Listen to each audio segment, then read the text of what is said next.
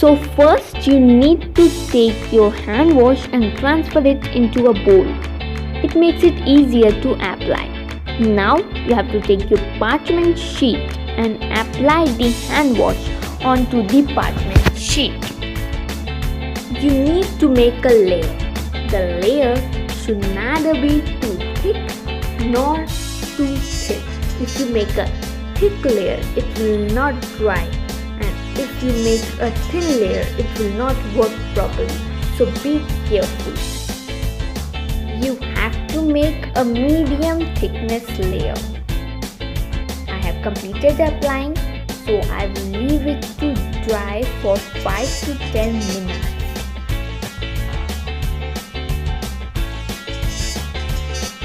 Let it to dry in full speed fan.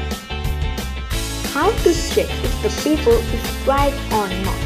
If the paper sticks to the surface, it is kept on.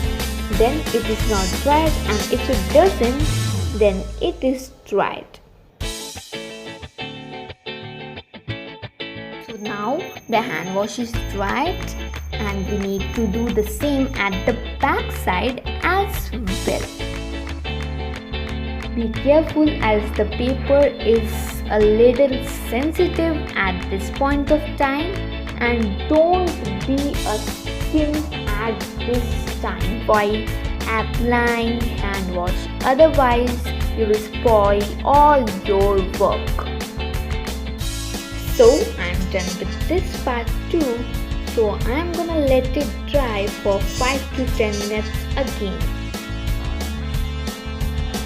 So now you need to cut the paper into pieces and then decorate it with a paper on top. Now staple it along. Time to check our paper soap.